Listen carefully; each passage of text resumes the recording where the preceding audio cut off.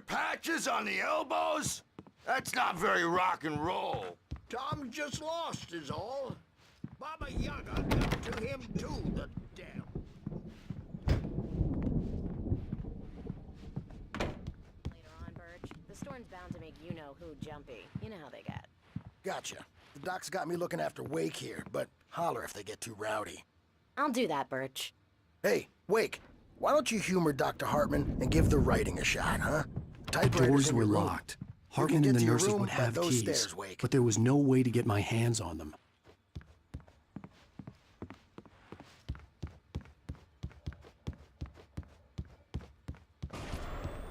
Something's wrong. I'm not myself. It's hard to think that there's a shadow inside my head. I can only focus on writing. Everything else is a blur. I'm trapped in this cabin. Have been for days, but it's always dark outside. My editor is real. I saw her again. She's not human. It's not human. A dark presence is wearing the old woman's face. She was covered in clinging shadows.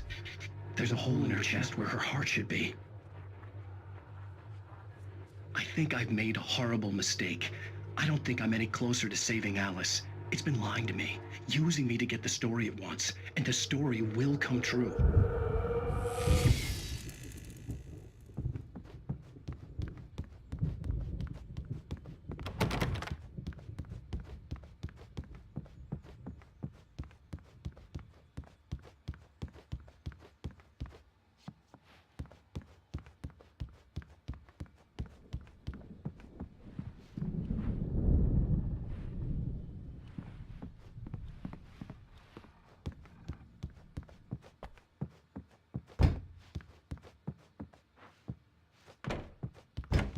Hartman wanted me to write.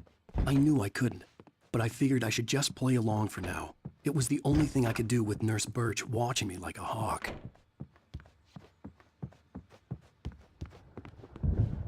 The white glare of the blank page in front of me hurt my eyes.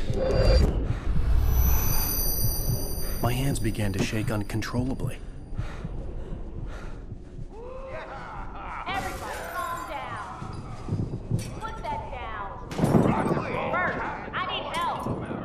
Hey, Wake, you stay here. I'm gonna go see what's up. You just keep doing what you're doing. Be cool, okay?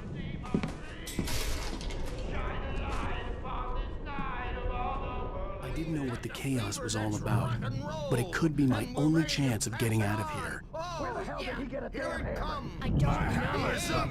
Here's a friendly poke from Mjolnir, wench. Oh, afraid of the crazy brothers, are ya? Not so weak now, are we? Hartman kept talking, giving Barry the grand tour, clearly proud of the place.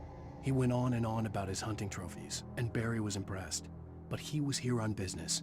He raised his voice, cut through the monologue. Hey, Hartman, where's Al? Hartman stopped in mid-sentence, annoyed at the interruption. He nodded at the hulking orderly standing nearby. The man smiled and clapped a practiced hand on Barry's shoulder.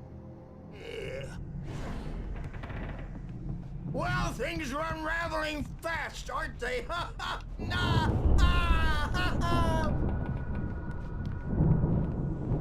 It's my storm. I'm taking it. We're on a comeback tour, Sinclair looked baby. bad. That wasn't a love tap. The crazy old fart hit her hard. If she was one of Hartman's goons, she had it coming. I could get the key to the office room from Sinclair. Up in their name.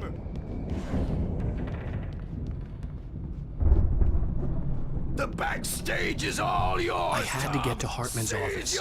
He'd taken all my manuscript pages. That's where he'd been keeping them. Come out and face the music, Birch. It's time to pay the piper. Maybe you could come out and beat our wrinkled adult diaper. The photo on the wall caught my attention. In it, the clinic staff was standing outside the lodge. I knew the man next to Hartman. He was the kidnapper. Hartman had been playing me all along. The markings on the tape said they were recordings Hartman had made at the sessions with his patients. I saw Alice's name on one of them. For a moment, I Now, couldn't Mrs. believe Wade, it. Right. can you tell me about Alan's problems? He's more and more out of control all the time. The parties, he's so angry all the time. He's getting violent. Do you mean with you? No, not with me. No, never. Sometimes I almost wish Alan would take a swing at me, because at least that'd lead to a conversation he couldn't just march out of. But no. Alan doesn't really sleep. And the work, well, he's not writing at all. He sits there for hours and just gets more and more frustrated. And I can't talk to him. Yes. Tell me, Mrs. Wake. What would you say to him if he'd listen? I don't know. I want to say, I look at you, and it's not you. Just some stranger who resembles you. Looking out from behind your eyes, and I don't like that guy much. And now it's all gonna go to hell. But you don't ever say this. No. I've tried, but he's not listening. He's too deep in his own problems, always going on about something else. I'm so afraid I'm gonna lose him, and we're not even talking anymore. He doesn't let me in anymore. He just keeps me in the dark. I'm so alone here, even when he's home. Please help me, Doctor, because I'm at my wit's end. Well, if you can just get him here, I'll absolutely do my very best. Yeah, but Doctor, you need to be careful with him. He's not just going to listen to you and cooperate.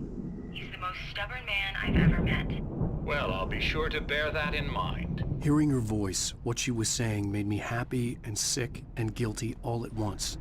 Worst of all, I recognized the words. The phone call from her. It had been a cut-up of this. Just a recording. Hartman wasn't happy. Maud could see it in his eyes. He quickly lowered his own. He had made a mess of it, and he knew it. The shame of failure was hard to bear. He hadn't expected Wake to say he needed more time, and he blurted out 2 days, less than Wake had asked for to show him who was in charge. But that wasn't part of Hartman's plan.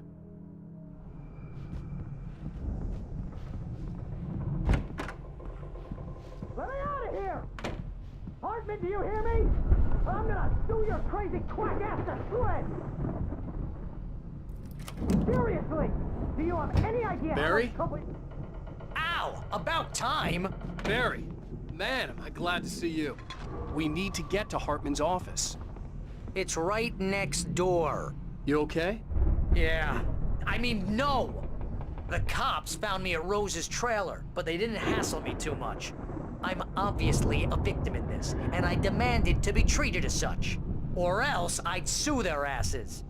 Speaking of asses, that Fed gave me a real hard time, but I had no clue where you were. That guy's crazy, Al. But he let me go, and then I get a call from Hartman, that son of a bitch, who tells me you're here, and I should come pick you up, but when I got here, 2 goons clobbered me and stuck me in there. What's with the cutout? I stole it from the diner to piss off Rose after what she did to us. That'll teach her. Yeah, that's a harsh punishment. Come on, pal, we gotta get going.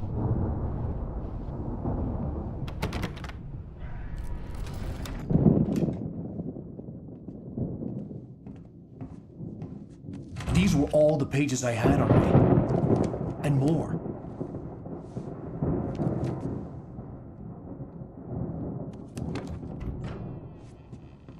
Alan, please. You're sliding back into the... Tell me one more lie and I'll shoot you in the face. Ah, well, it was worth a shot. Really, Wake, come on. Let's work together on this. You have no idea... Hartman, shut up! Barry, get out of here. I'll catch up with you. Get a car. Oh, Al, let's just... Go! Wake, listen to me. This is a mistake. Don't you see? Together we can create something absolutely wonderful. With your ability and mine.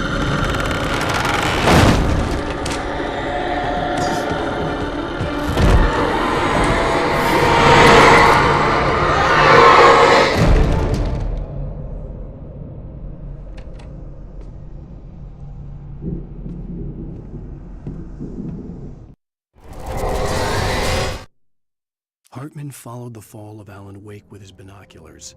When the rider hit the water, he ordered Jack to take the boat to him. The spot was easy to see in the dark, even with all the extra lights in the boat. The flare floated and kept burning even in the water. Jack turned the radio louder as the engine sputtered.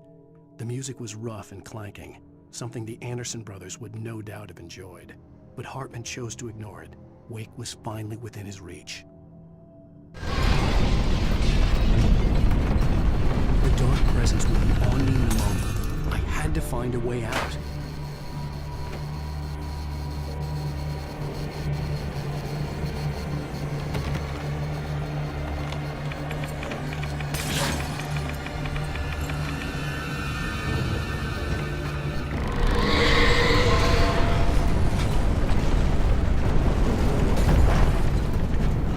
I needed light to get the possessed bookshelves out of my way.